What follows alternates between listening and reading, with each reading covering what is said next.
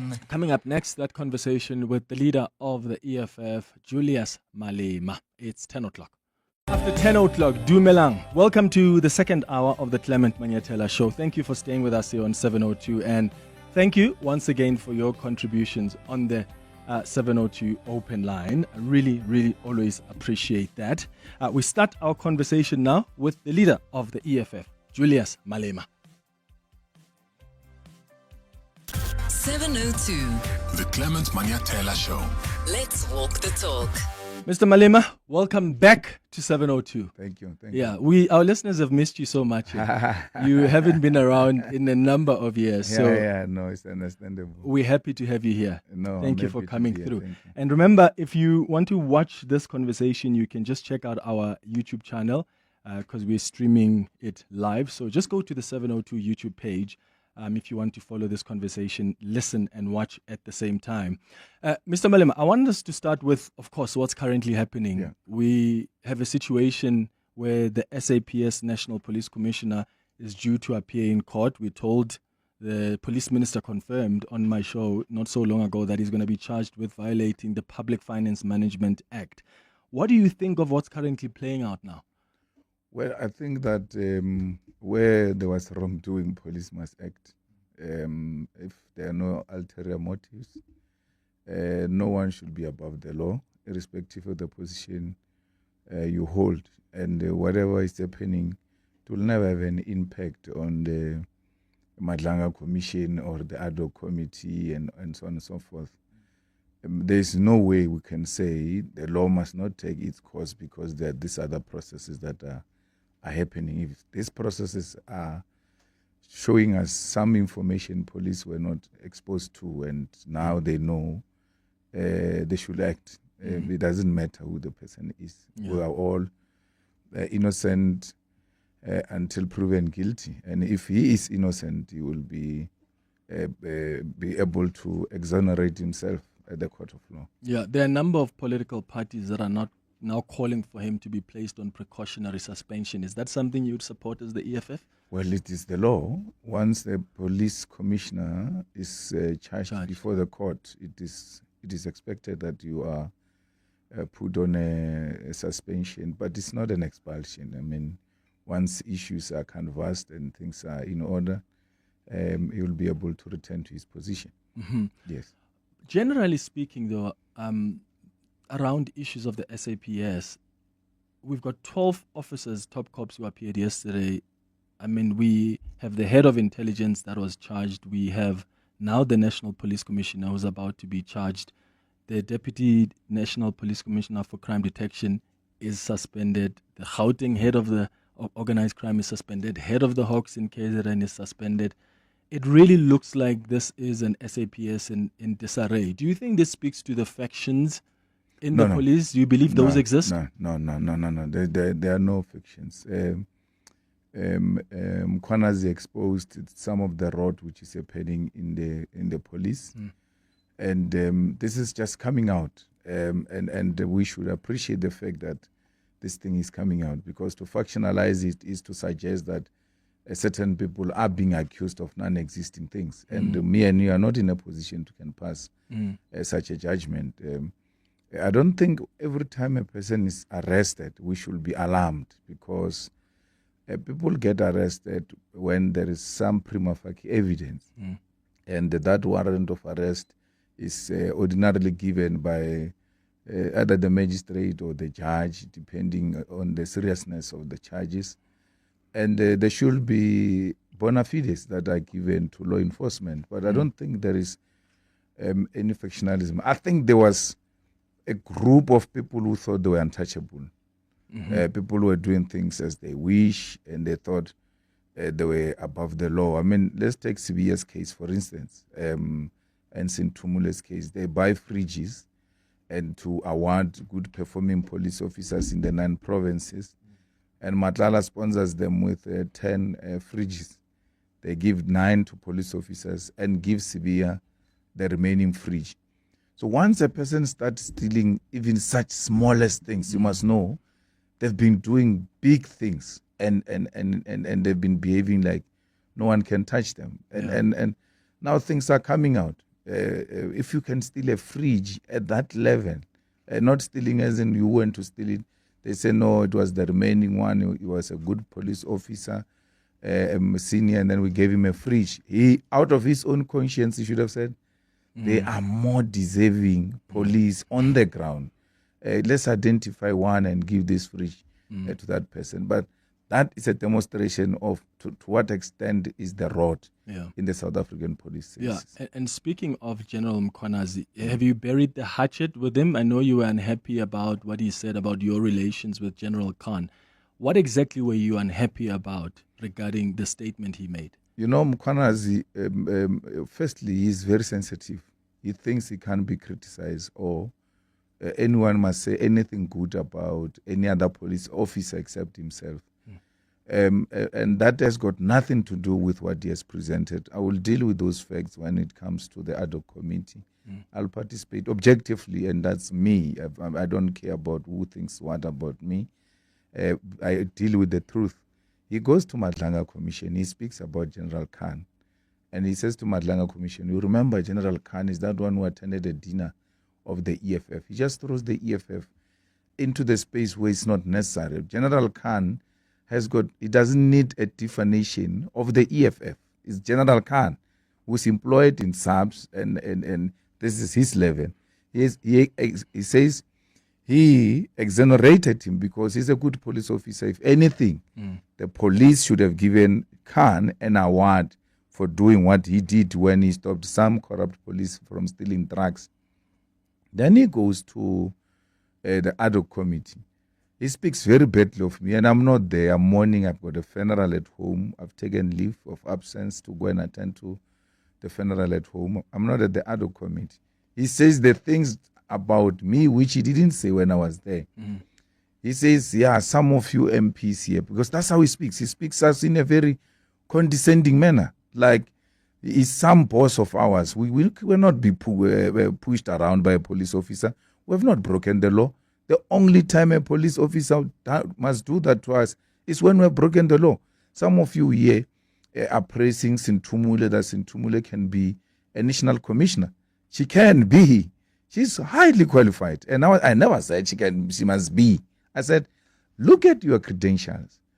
They get destroyed by a spur of a moment because you interacted with a criminal.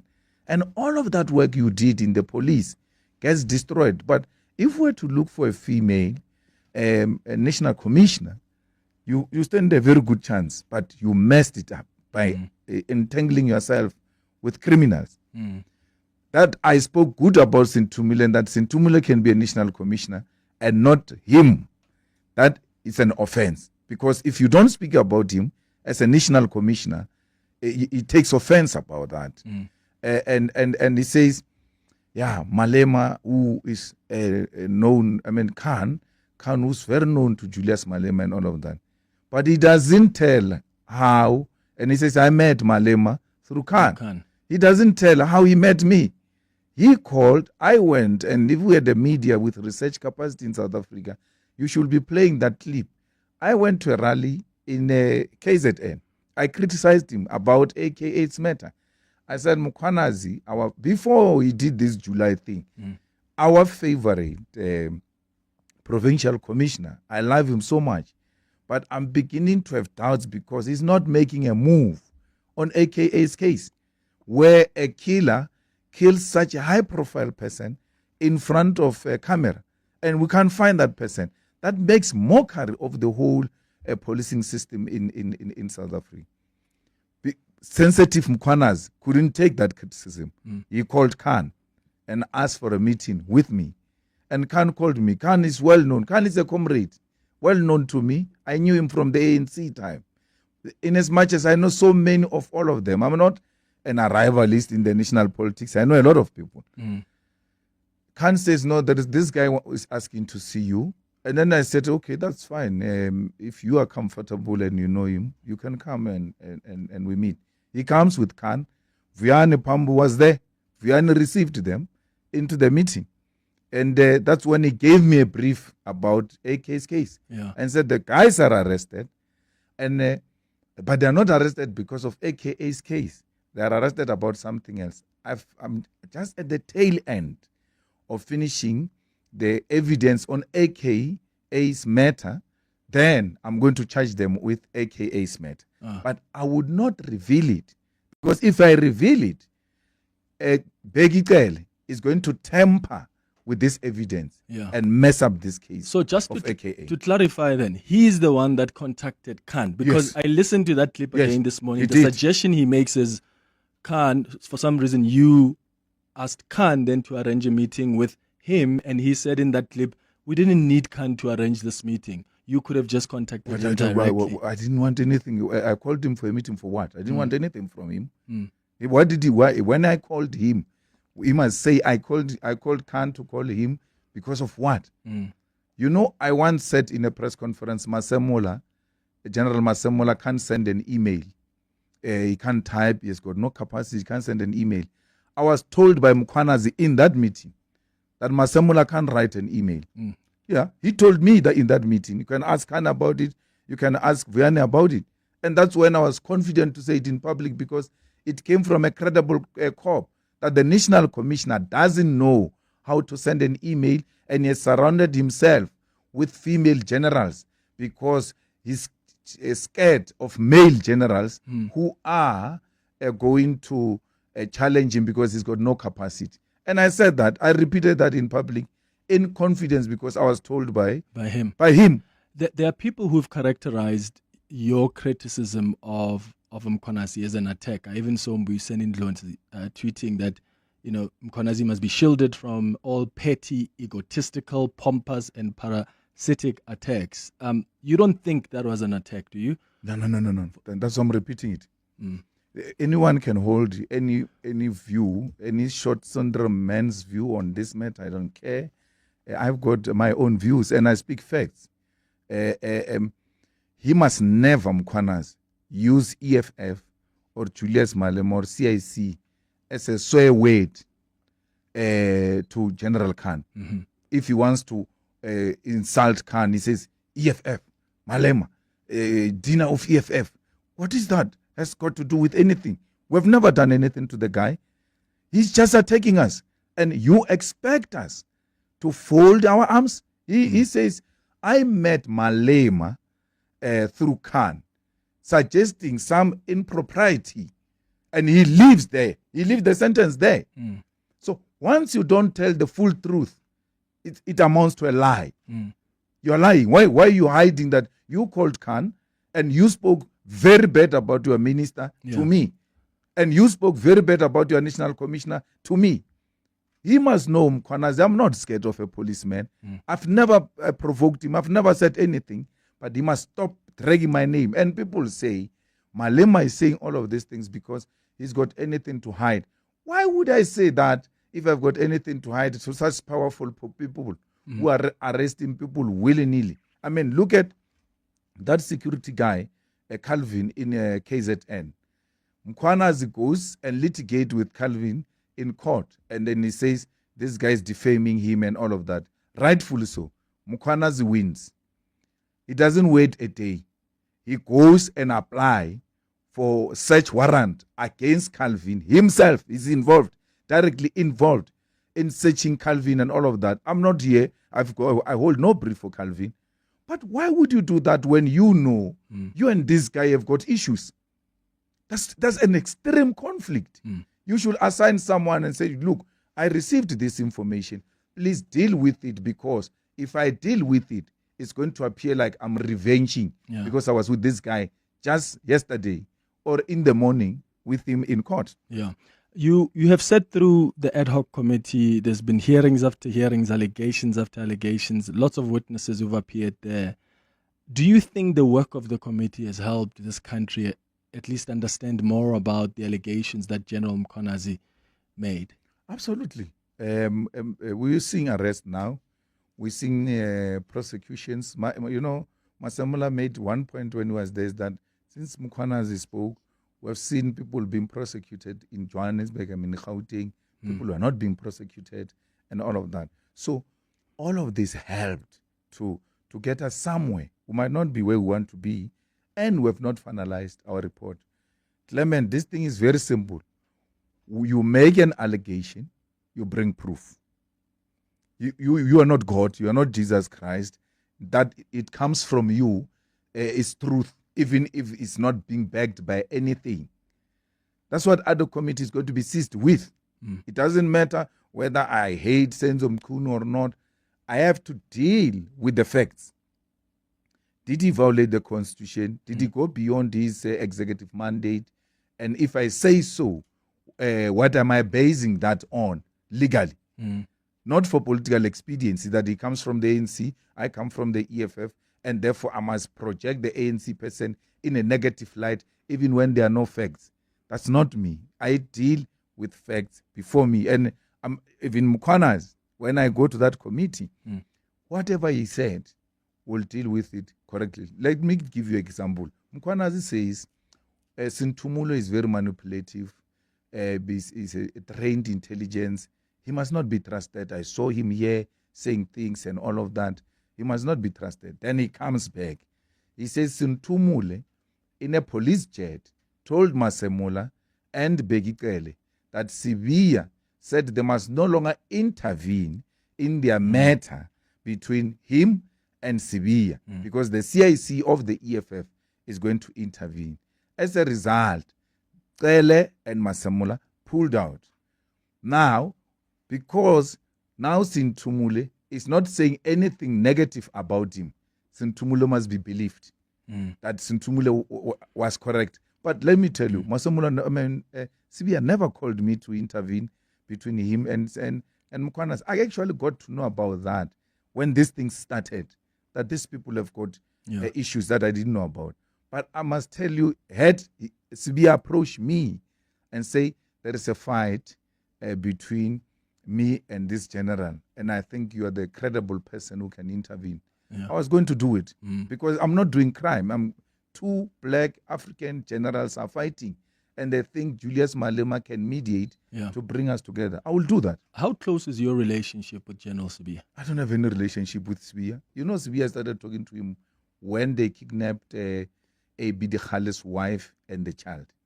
And I know A.B. Dikhale. The matter was not going anywhere. And then I called General Sibiya because I know him from Johannesburg, City Council. So I called him about that matter, that AB has been trying everywhere. Nothing is happening. It's a head of detectives. So I called a relevant person. And he said, no, we'll deal with it. I will attend to it. That's it. And then second time I called Sibiya is when Jerry Bushoka's mother called me. She still calls me till today. Even on my birthday, she wished me a happy birthday because she's very happy that even if there is no progress, but there seem to be someone who's following up on my child's matter. Why am I doing that? I'm a public representative. I'm a member of parliament. I'm a leader of a political party. When people bring issues to me, I will send them to relevant authorities. I didn't appoint Sibiya as a general of a head of detectives. They said Sibiya is a general head of detectives, meaning if we have any issue with the police, this man is one of the credible people in South Africa. I dealt with him under that context, not because I've got any criminality or any dealings with Sibiya. I don't have anything with Sibiya or anyone. The person I know that we eat from the same plate, we drink from the same cup, is Castle Matal, the Deputy Minister of Police. But when we're together, we don't speak about police, we don't speak about ANC, we don't speak about EFF. We never engage on issues that have got potential to make us have different views. We are family members. We belong to the same family of Bashabi. And that we found out when we're in a struggle. So our relationship then went beyond issues of politics. But I knew Begikele. I still know Begikele. I still speak with Begikele. But it has nothing to do with what I'm doing in Parliament. And the line of questioning there in Parliament, you could see that my relationship with him has got nothing to do with our, I can't say friendship, but me and him are very cordial. And we're in the ANC together. I know this comrade. But I've got no dealings with him. I've got nothing to do with I'm just mentioning these names because they are in the police, as it were. Yeah. 20. Do you think the taxi industry is somehow involved in the criminal cartels that's been testified about? Because some witnesses at the Madlanga Commission said the cartel was headed by the late taxi boss, King Mswazi Msibi. In fact, one of the detectives called him the cartel's president. From what you've heard, the evidence you've heard, are you convinced there's a link? Well, I know Msibi very well. Msibi is the founder of Santaco. You know, Santaco is what brought all the taxi associations together. And then they formed Santaco. So he formed some Santaco. I think amongst other people would have been Manda, and I'm forgetting his surname. It's a big surname in KZN in the taxis. So Manda Kaba, yeah. So we were not, our terms of reference was not to investigate whether there is a taxi cartel that has captured the criminal justice system. Our terms of reference is that we're looking for drug cartel called the Big Five or something five cartel. That drug cartel has captured the criminal justice system, including private individuals who have control over the criminal justice system. That's why in our dealings, we never called anyone from taxi association to come. Otherwise, we would have said to Jos Banyoni, come, want to understand what role are you playing, guys, in the criminal justice system or anything of that sort. So in the ad hoc committee, there was nothing fundamentally that suggested that taxi industry as an industry captured the criminal justice system and as a result ran the criminal justice system. For instance, when they said that white arrogant man, I'm forgetting his name now, infiltrated IP'd, Paulo Sullivan. We called him. It's an individual. We called him. So had they said this or that person in the taxi industry, they are using the taxi industry to influence the criminal justice system, we'll call them. I mean, one of the big fight I had with my brother as Kosana, we kept on saying, no, even judges are involved. I said, don't generalize. If there is a judge who is involved in undermining the criminal justice system, mention the name and give us reasons why you're saying so. As long as you establish the prima facie, there's no judge we're scared to call. That name has never come through. We're told National Prosecuting Authority is captured. Who of the prosecutors came before the ad hoc committee? It was like we're investigating SAPS, and SAPS is not the criminal justice system. Criminal justice system includes correctional service, the judiciary, the National Prosecuting Authority, and the police, and so on and so forth. The people who were at the center of this investigation were the police. And police are not a criminal justice system. So we have never been told of anyone, including Msibi, except when Begitkel was asked whether he knows Msibi. He said, yes, I know Msibi. I spoke at this funeral. Julius was there. He spoke at this funeral. Mbalula spoke at this funeral. But you only know him as the president of Santaco. You've never really been to his farm. No, not as president of... no, the founder. Yeah, Santaco. I know him as a taxi boss. Have you been to his farm? Yes, I've been. I've been to his wedding. I've been to the white wedding, the traditional wedding. I've been to his funeral. And in every place where I've been, I've never been underground. It has been public. I mean, I'm a noticeable figure with a huge presence. So I can't be there. Nobody sees that I'm there. Are you surprised now then by the allegations that are coming out against him? I will not be surprised. If you know taxi people, there are sort of allegations against them that they're involved in this and that, amongst other things, the killing. But I was not going to know a boss, a taxi boss, because I deal with those people. I transport people to my EFF rallies. And those people of taxis own buses, by the way. You need buses. Those are the people you have to talk to. And it is only natural that I have to know them. I know Jos Banyoni. I've been to his events. Do I do anything criminal with them? No. They are taxi bosses. And if a leader of this country is going to be successful in leading this country, you have to know the ecosystem of this country. And that's what I did. I've got nothing. And even when I spoke at Mswati's funeral, I said, whatever you can think about me and this man, I've never done business with this man. The only thing I did with him was to engage in robust debate because he was very argumentative. And every time we meet, we argue about this or that. Okay. I see your WhatsApps coming on 0727021702. I'll get to them in a moment. Your calls as well on 011-883-0702. Mr. Malema, let's talk about local government for a bit. What's the strategy around coalitions in Gauteng? I mean, you've been back and forth with Ekurhuleni for a while now. What's going on there? Well, it is the nature of coalitions. Once you've got coalition governments and someone wants to be arrogant as if they've won power, then that leads to the collapse of the coalition. So for instance, let's take the coalition in Tshwane. There's no one who's arrogant there.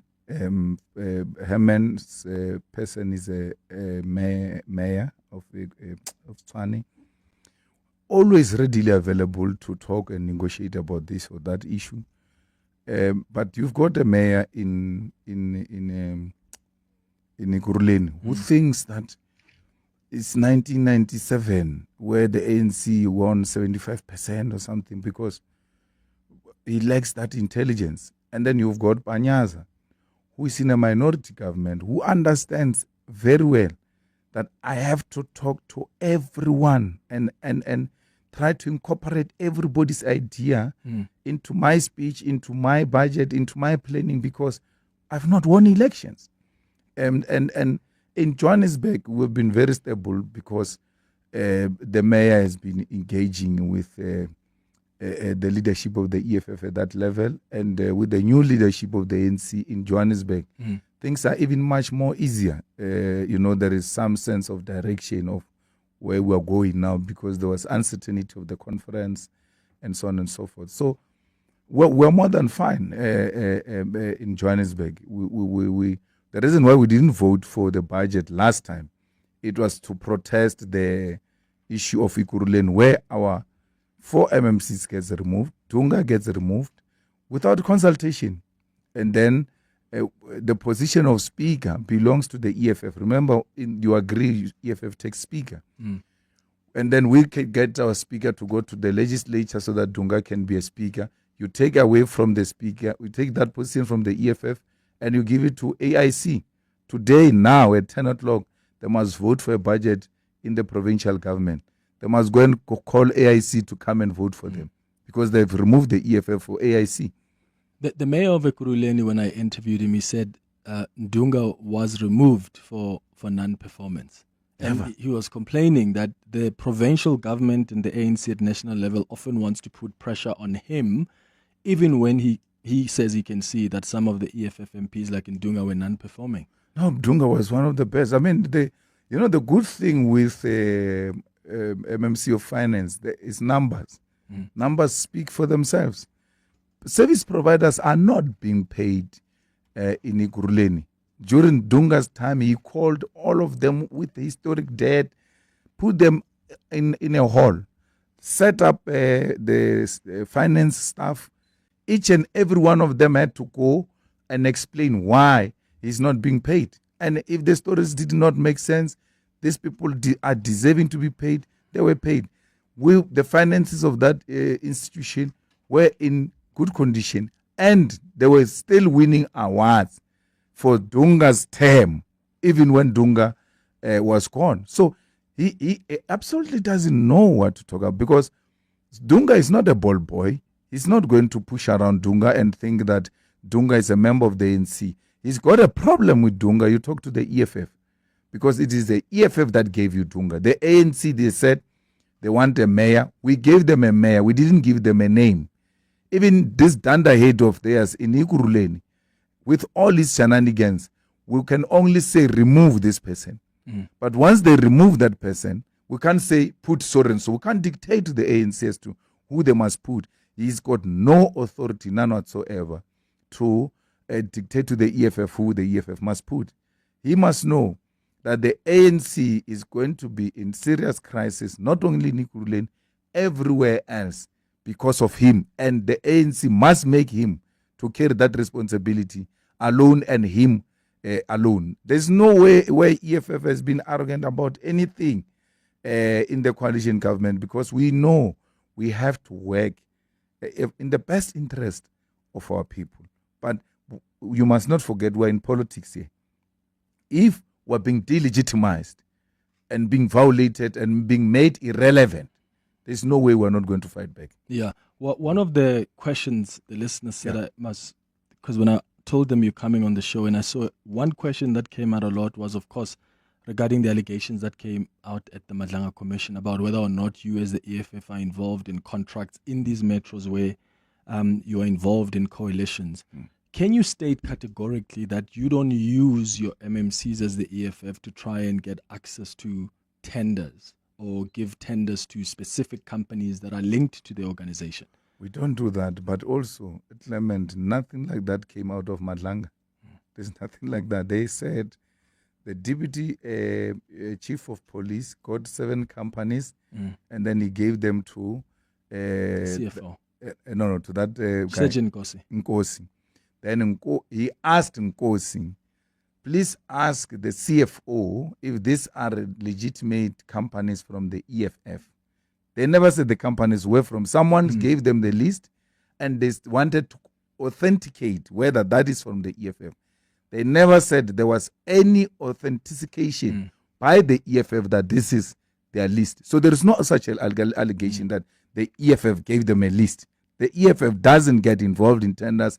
The EFF doesn't give anyone a list and say, do the following. We don't know the CFO. We don't know the deputy chief of police. We don't know Nkosi. They are all employed by governments in those municipalities. We never employed any CFO. We never employed any deputy chief of police. We never employed Nkosi to an extent that we can give them a list and say, this is the list of the EFF. That is a complete lie. They must tell you who gave them a list. They were still coming to verify the list with me. And I'm still waiting for them to come to me and ask me, is this an EFF list? I will ask them for the minutes where such a decision was taken to send such name. Will you support calls for an investigation into the CFO there in Tshwane as the EFF in council? Yeah, an investigation is more than welcome, but the list doesn't come from the CFO. The list comes from the deputy chief of police, asking Nkosi to ask the CFO to investigate the EFF. Yeah, I'm asking if there's any wrongdoing of the CFO, investigate him. He's not an EFF member. He's not an EFF deployee. We have no reason. We have no any hold over him. And if there's any action, they can take any action. Actually, the MMC, Ubakeng, was telling me that they had a meeting of ESCO or whatever they call it, which took a decision to take action against the CFO. Okay. And then we said we support that. There's no problem at all. What's happening in KwaZulu-Natal? The MK party the other day was telling me that them, together with you, wanted to meet with the ANC because you're trying to see if you can form a coalition there. Once you said MK party was enemy number one, but you've indicated that in areas where we agree we can work with each other. Is this that area where you think you can work with the MK party in KZN? Absolutely. Anything that makes us remove the DA, will come together and remove it. Because we don't want the DA. We want a government that is going to deliver services to the majority of our people. The DA is not about the people. It's about the property owners and defending the property rights. And we know who are the property owners. That's what they're concerned about. They are not concerned about changing the property ownership patterns in South Africa. And the MK won majority votes. In KZN, it was not voted by EFF. The EFF has got only 2 seats. If we come together with NFP, we only need one, just one, from any of those parties. We constitute a government that is based on the will of the people of KZN. Whether the MKP has got capacity or not, It's for me and you to do political commentary, but the people have chosen, and people are governed by the leaders they deserve. They said they deserve MKP. Give them MKP. Why are you denying them MKP? That's Do you what they think they have deserve. capacity, though? I don't think they've got capacity. But the good thing with government is that it has got systems. It's not like this MK where they change people and do willy-nilly things. In government, you do a wrong thing. It doesn't matter whether you are MK or not. You'll get arrested. Yes, so they are going to go in there.